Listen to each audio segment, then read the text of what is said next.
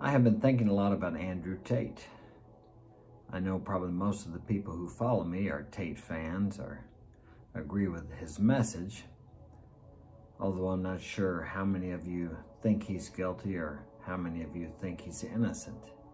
But remember, innocent until proven guilty. Yeah, well, that sounds good, doesn't it? But if that were true, why did they lock you up before your trial date? Actually, you're guilty. Even here in the US, they say innocent until proven guilty. But that's not really the case, because unless you got money to pay your bond, or they don't put a bond on you, you're going to go to jail until you can go to court. And then, even after you go to court, and if you're proven guilty, that doesn't necessarily mean you're guilty. The system is a great idea, just like the Constitution of the United States. All men are created equal. The pursuit of life, liberty, and happiness. It is a great idea. Of course, we fall short of this idea, and so does our judicial system, as well as judicial systems in other countries. America has one of the better ones. Some of them are really pretty poor. You have no rights at all. In America, you have about as many rights as you can pay for. I'm not sure what Romania is like. But this Andrew Tate thing really has struck close to home for me, because I know how easy it is for a woman to accuse a man of doing something. Even if he didn't do it, they take immediate action on it. And the problem I see, or the greatest problem, is this. If it's proven that the woman lied, made it up, or she was wrong, there's no repercussions for the woman.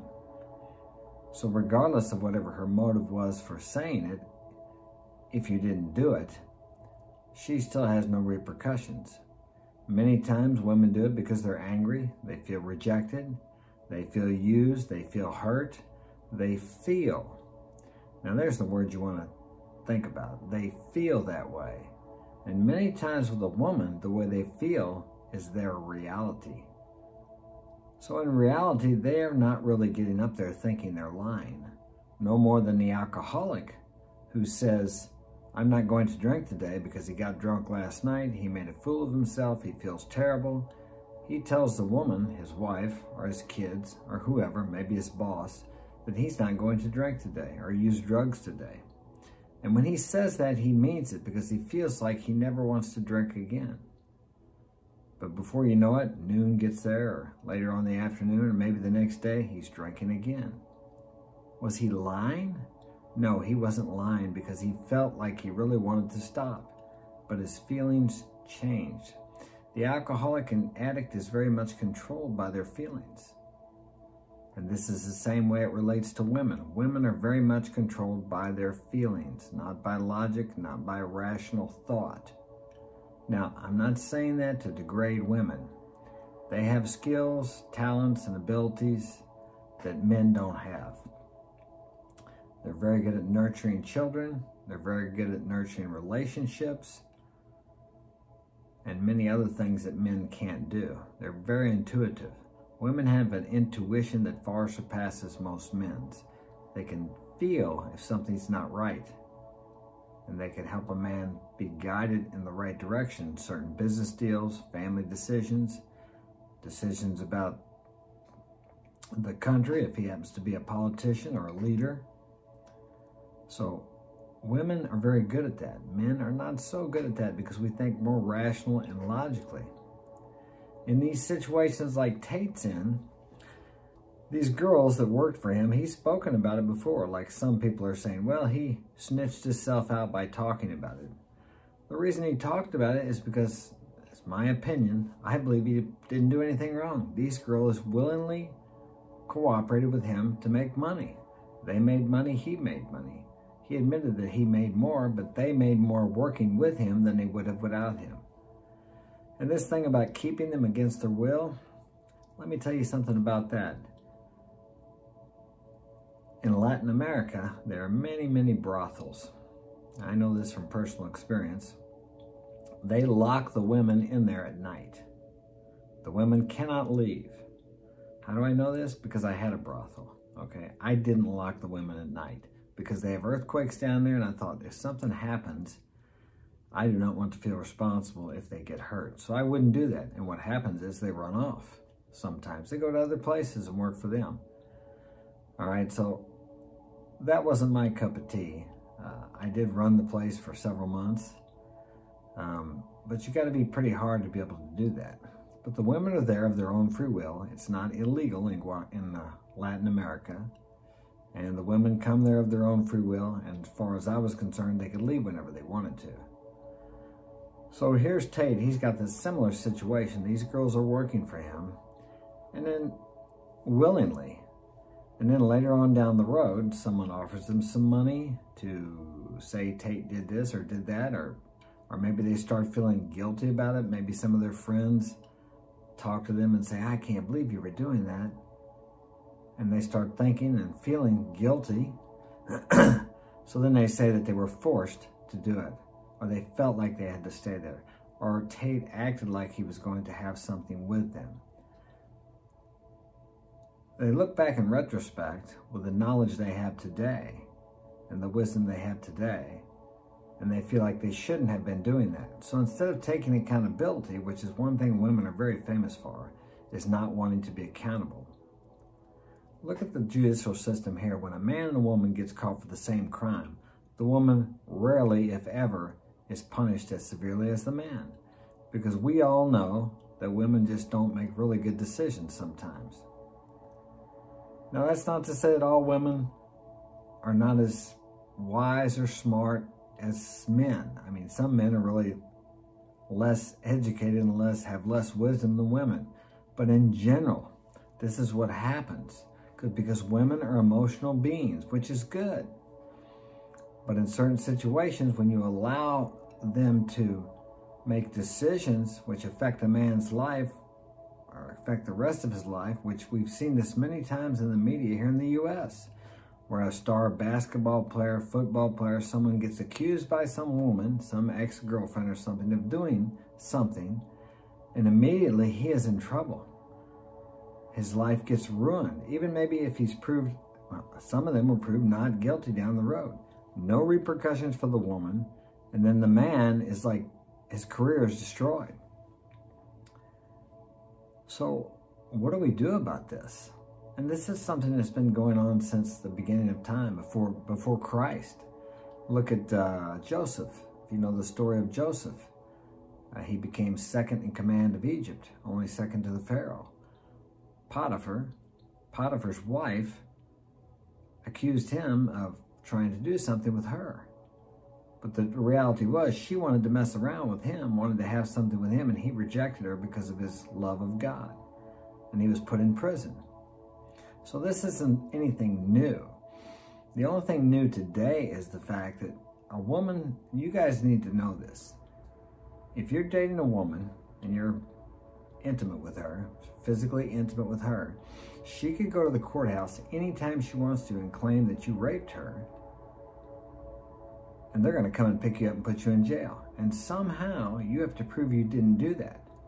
How do you do that?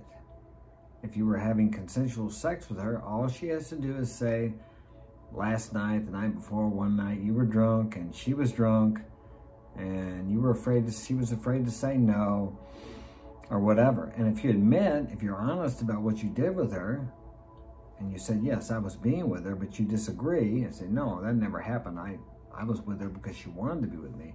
It's your word against hers.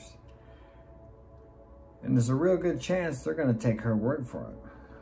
I know this because I've been in many situations with ex-wives who accuse me of doing things to my children. Always proven innocent. Even in some cases, my kids told later on that they were forced to say that, or they were told to say it. I mean, this has happened to me 5, 6, 7 times. This has been many years ago, 10, 15 years ago.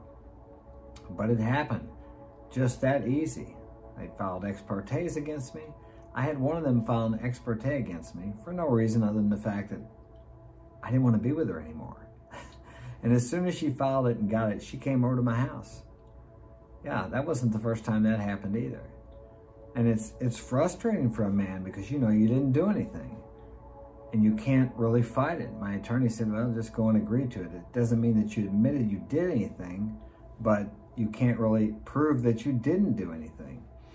So that's how easy it is. And a lot of you guys don't know, especially here in the States, your woman can go up there and get an order against you today because she's got another boyfriend, and say that one time you guys were arguing and she felt threatened, that you yelled at her, maybe you called her a name. That's verbal abuse.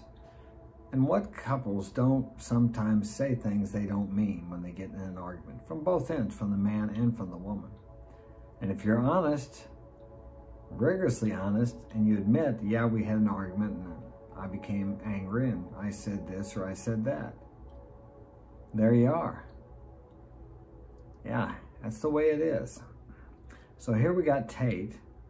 He's locked up because, not because someone saw him do anything, not because the police caught him with women in his house chained up to the walls begging to get out. No, because some women that worked for him sometime before, which he admitted on social media, they worked for him. He had the cam business with the girls. Just like OnlyFans, how many millions of girls do OnlyFans? And how many guys do you think are run behind the show?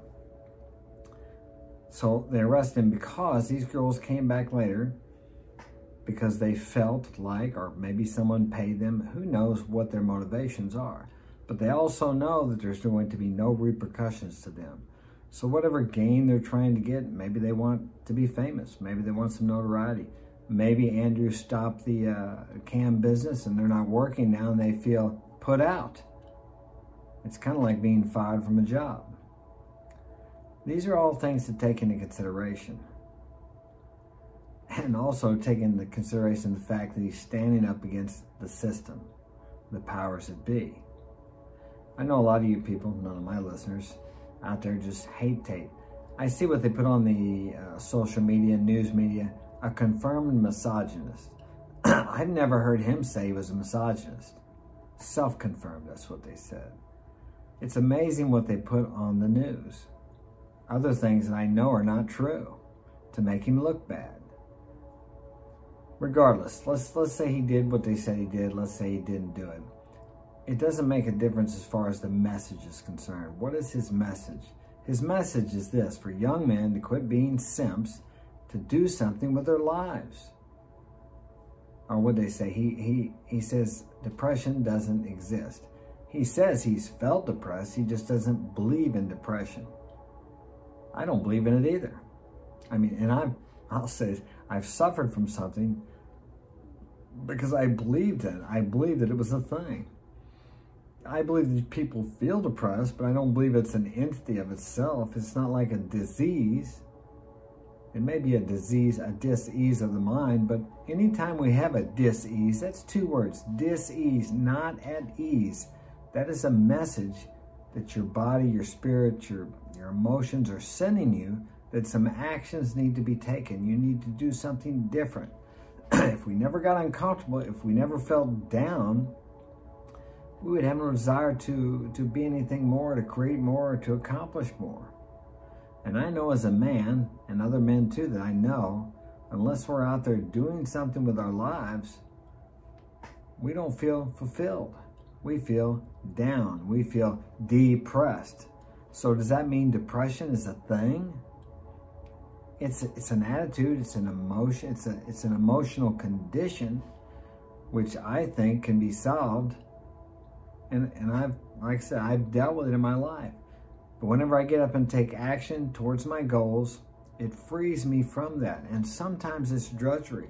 Sometimes you have to put one foot in front of the other. Yes, it's difficult. And I must say at the time, I was thinking I was suffering from something, but actually it was a message telling me to do something, that I was doing something wrong, that something I was doing in my life previously was causing me to feel this way, and I need to change. And that's the problem with taking medications. And I'm not telling you not to take medications. I've taken medication before. I haven't taken anything for years. The problem with that is it just deals with the symptom. And the symptom is you're feeling down, you don't feel like doing anything, you feel like life's not worth living. That is the symptom. That is not the problem. So it masks that, and we never get to the problem. So the problem is still there, but you feel good because you're taking this medication. So unless you're taking this medication to get through some very difficult times, which I'm not, as I said, I'm not telling you to do it or not to do it. Unless you're dealing with the problem when the medication quits working, and they all do, then you still have the problem there. So I can understand if someone feels like they have to take something because they don't know how they're going to get through a certain thing. I've been there. But you have to deal with the problem while you're taking this medication otherwise the problem never goes away. You never learn from the situation. And I'm not a doctor. I don't claim to know more than doctors. And as I said, once again, a disclaimer, I'm not telling you to get on medication or to get off medication. So I have to say that. What I'm telling you is there's a deeper problem there. And I think any doctor would agree with me. There's something below the surface that's causing these feelings. They come from within yourself, and you have to learn how to deal with that. But back to Tate, how is he going to combat this? How is he going to come out of this? He said they were going to come after him, and I knew they would too, because I've experienced the same, as I've told you guys. I've had women make accusations against me, and it's almost like this. When a woman goes and accuses you of something, it's almost like what they say is the gospel, and if you say you didn't do it, that really doesn't matter. I've told you guys about my son. He had this girl that wanted to be with him, and he was up here, and she was down in the city. I could tell you a dozen stories like this, some of my own personal stories and other people that I know. So he couldn't go down there because he didn't have a car, but his buddy did. Well, she wanted him to come down there. She wanted to be with him. He said, well, I can't bring you, and my friend's going to want to be with you too. Oh, well, that's okay. Bring him on down. And she asked him if he had anything to party with. So they go down there, and they do the deal, and they have a good time, and they're all together. They have a menage a trois, right? Well, the next day, or 2 days later, her boyfriend finds out about it. So all of a sudden now she says that they forced themselves upon her. So this turns into a big mess. And then the father finds out. He comes here with a gun and tries to shoot the other guy, not my son, but no, he didn't come here. He came here to beat up the other guy. And then my son's friend, who did the menage a trois, came here. And then they got into a fight, and my son's friend had the gun, almost shot the guy that tried to beat him up, and the father of this girl busted my son's friend's teeth. It turned into a big police mess, okay? Because this girl lied. Because her boyfriend found out, so she couldn't say, yeah, I told him to come down here, and I just wanted to be with Mark, so I was with both of them because he couldn't get here. No, she didn't tell the truth. She lied. And everybody believed her, and this turned into a big mess. Her father ended up going to jail for that or something else down the road. Okay, and then the police come up here because she's still saying that my son and this other boy forced themselves upon her. I mean, this is crazy, right? So they come up here, and I have to take my son to the police station down in the city. And they ask him if he has his cell phone. He said, yeah. And they told me, well, hers, the girl in question here that said she was mistreated, they said that her phone, the police said her phone had come up missing in action. In other words, she didn't have it, she lost it. Fortunately, my son had his phone, and all the conversations were on there about her wanting them to come down there, what she said she wanted to do, the whole 9 yards. He was cleared of everything, and that was the end of it. Now, were there any repercussions for her legally? None at all. None at all. Even though she made this whole thing up, people got hurt, turned into a big mess because she was ashamed of what she did or didn't want her boyfriend to be mad at her. And these things happen all the time. And if you look at the story about Tate, the first time they came there and arrested him, that's what the situation was there too. He had a girl there, something about the boyfriend found out about it, so she said that she was being forced to stay there against her will. And it all turned out to be bullcrap. Did she suffer any consequences for him getting arrested for that or detained? None at all. So there you go. These things happen all the time. There's no repercussions for the accusers, so nothing stops them from doing it. Who knows what their gain is from it, or if they have any gain whatsoever. Maybe it's just to feel like they're in control. As I said, maybe it's revenge. What is it? What is the old saying? Hell hath no fury like a woman's scorn. Something like that. But yeah, when a woman wants revenge, I've had 3 of them up on the stand in court. 3 of my, let me see, 2 were ex-wives. 1 was an ex-girlfriend. Get out there and just blatantly lie about me because I was not interested in them again. So they were pissed off that they couldn't have me. But that was after I let them coming back many times, and they just kept, you know, I just wouldn't put up with it. I just got tired of dealing with them. It wasn't like they were treating me well. They were lying to me and cheating on me. But yet they still wanted me as an option, but I wasn't going to be an option anymore. Even then, so they get it there on the stand. Fortunately for me, I was able to clear my name. I don't know how many times I've been accused of things. 5, 6, 7 times maybe. So that's why it kind of touches a soft spot for me, or aggravates me quite a bit when I see someone, you know, jailed for something that they don't even know if he did it. Just people are accusing him of doing it. I've been in that situation. And how many men are in jail? I know there are men in jail because one of my mentors used to go to the jails and help people. And he met men up there who were falsely accused.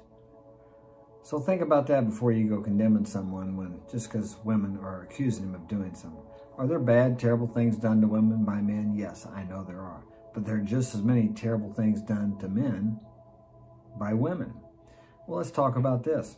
They talk about how dangerous Tate is, that he's poisoning the youth, the minds of the young men. Well, what is this stuff with Cardi B? Is it her? I think she, no, or is it, what's the other one? Brittany Griner? One of them women. I'm not sure which one it is, so I'm not going to say the name. Wrote a book. Yeah, I don't know if it's either one of those women. But there are women, let's say this. There are women out there who profligate, who encourage women to take advantage of men and clean them out, take everything from them. I think there was a woman that even wrote a book about it. Some of you guys probably know more about that than I do.